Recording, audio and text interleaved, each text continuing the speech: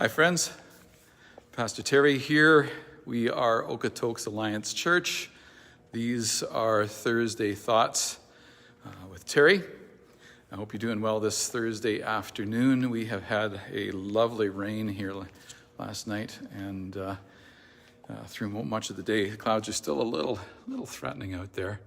But boy, the lawns and the gardens and the farmers' fields are really appreciating that drink. It's been very needed.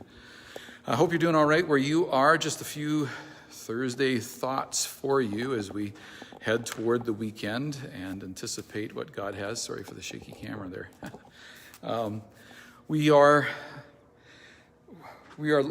thinking about the rain out there. I'm thinking about just the reality that the land needs refreshment, needs renewal, and you and I need it too. Maybe that's something that you're hoping for this summer, a bit of refreshment, a bit of renewal in your life. Maybe if you're married, in your marriage, if you have kids with your family. And I think that's something that I want to encourage us to be praying about, that we would be in pursuit of God's renewing and refreshing work in us. I've been thinking about the heat. We've had some fantastic days here, a little cooler today, but the weekend's looking super nice if the forecast is accurate. Sunday's suggesting to be really hot by Alberta standards, plus 30. But we haven't made a big deal about that, but in our new sanctuary here, it's air conditioned. So maybe you'd like to come and worship with us just to cool off a little bit at 10 a.m. on Sunday morning. We would be glad to have you here, even if that's your primary motivation. But it's nice. Think about that through the summer. It's such a blessing to have a great HVAC system and to be able to not be sweating like crazy the way we used to in our old sanctuary. We get a hot day in there, man, we'd throw the doors open and the fans wide up and everybody's, whoo. Thank you, Lord. Thank you, Lord. So we've got rain and refreshment. We've got some heat and air conditioning when the heat's a little bit overwhelming. What we need as followers of Jesus most, though, is we need clarity concerning the vision that Jesus would give to us. And so we're going to talk about that this coming Sunday. We're calling it Vision 2025. And over the past 2+ months, we as pastors, together with our elders, and then together with over 40 of our church wide leaders in all kinds of different ministries in our church, we have been thinking and praying and discussing, where are we going next? It would seem that we as a society are at what some would describe as an inflection point. We're at a place, that's a mathematical term that describes when the curve on an arc begins to change. And there's something that's changing in our world right now. I mean, the obvious thing, of course, is that we're coming out of COVID here in Alberta by God's grace. It seems to be coming quickly, and numbers are way down. And not this Sunday, but next Sunday, God willing, we will have no restrictions. Masks will be optional.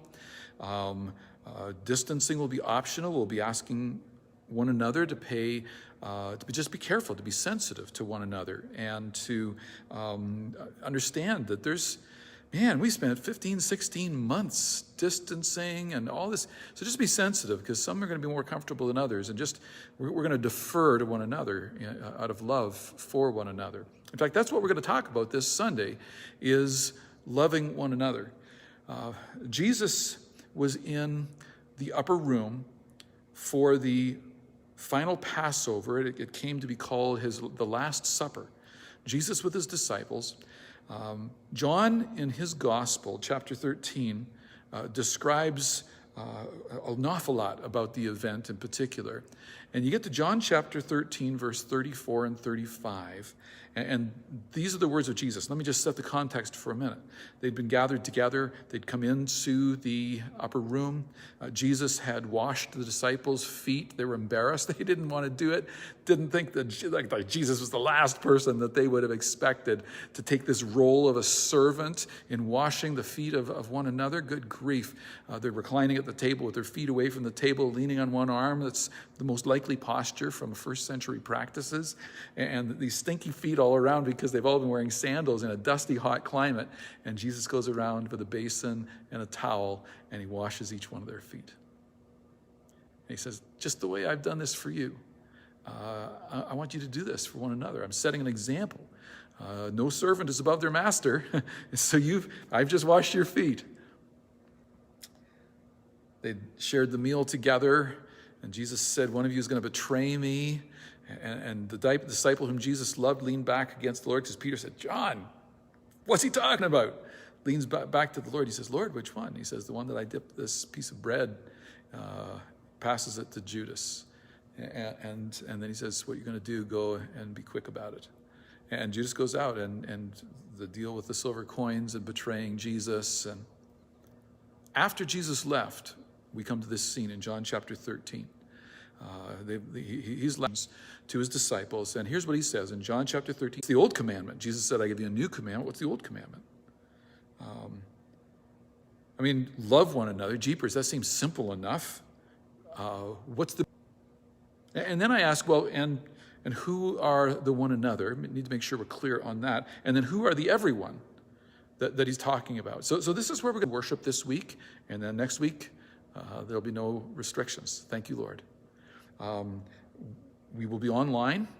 Now, I say 110, and we've got overflow space in the lobby. I can't imagine, don't stay away because you think, oh, well, I got to leave space for someone else. That's not an issue. That's not an issue, okay? Please come and join us.